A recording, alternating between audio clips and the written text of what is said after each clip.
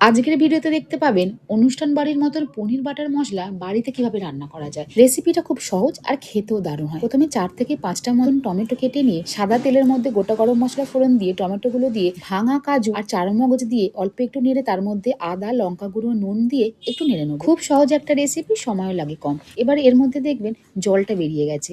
এবার মিক্সিতে নিয়ে বেটে নেবো, তবে বাটার আগে ঠান্ডা করে নিতে হবে। এটা একটু ঠান্ডা হয়ে যাক, ততক্ষণ পনিরটা একটু কেটে নিই। পনিরগুলোকে চৌকো করে কেটে নেব। সরস্বতী পুজোর জন্য এখানে পনিরটা অনেকটাই রান্না হবে আর সেই অনুযায়ী মশলাপাতিও লাগবে। ঠিক এই রকমভাবে পনিরগুলোকে আমি কেটে নিয়েছি। এবার একটা প্লেটের মধ্যে পনিরগুলোকে রেখে দিয়ে এটাকে মিক্সিতে একটু ঘুরিয়ে নেব। এবার সাদা তেলের মধ্যে পনিরগুলোকে হালকা করে একটু ভেজে নেব। তবে না ভেজে ডাইরেক্ট গ্রেভির মধ্যে দেওয়া যেতে পারে, তবে আমি একটু ভেজে নিচ্ছি। অল্প তেলে হালকা নাড়াচাড়া করে নামিয়ে নেবো। এবার ওই তেলের মধ্যেই আগে থেকে কেটে রাখা ক্যাপসিকাম কুচি দিয়ে হালকা একটু নেড়ে নেবো, তবে খুব একটা নয়, অল্প একটু নেড়ে নিয়ে এর মধ্যে হাফ বাটি মতো কড়াইশুঁটি দিয়ে দেবো। ভাজা ভাজা করবো না, হালকা একটু নেড়ে নিয়ে কড়া থেকে নামিয়ে নেবো। এই রান্নাটা করতে খুব যে তেল লাগে তা নয়, অল্প তেলের মধ্যেই খুব দারুণ একটা টেস্টি খাবার হয়ে যাবে। ভাজা হয়ে গেলে কড়ার মধ্যে অল্প একটু তেল দিয়ে গ্রেভিটা ঢেলে দেবো। এরপর এটাকে সমানে নাড়াতে হবে, তা নাহলে তলাটা লেগে যেতে পারে। এর মধ্যে আগে থেকে ভেজে রাখা কড়াইশুঁটি আর ক্যাপসিকাম গুলো দিয়ে ভালো করে মিশিয়ে নেবো। এই ক্যাপসিকাম আর কড়াইশুঁটিগুলো রান্না করতে করতেই সিদ্ধ হয়ে যাবে। এবার এর মধ্যে 2 চামচ মতন চিনি দিয়ে ভালো করে মিশিয়ে নেবো। যতক্ষণ একটু তেল তেল মতন হয় ততক্ষণ কিন্তু নেড়ে যেতে হবে।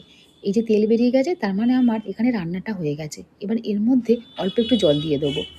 এখানে গ্রেভিটা অনেকটা আছে, তাই আমি সেই অনুযায়ী জল দিয়ে দিলাম। এবার জল দিয়ে আগে থেকে ভেজে রাখা পনিরটা এর মধ্যে দিয়ে ভালো করে মিশিয়ে নেবো।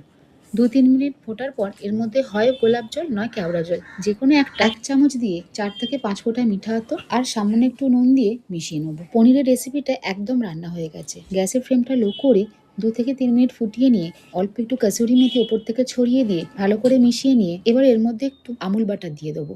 এখানে আমুল বাটারের জায়গায় ঘিউ ইউজ করা যেতে পারে, তবে আমি এখানে সামান্য একটু আমুল বাটারই দিয়েছি।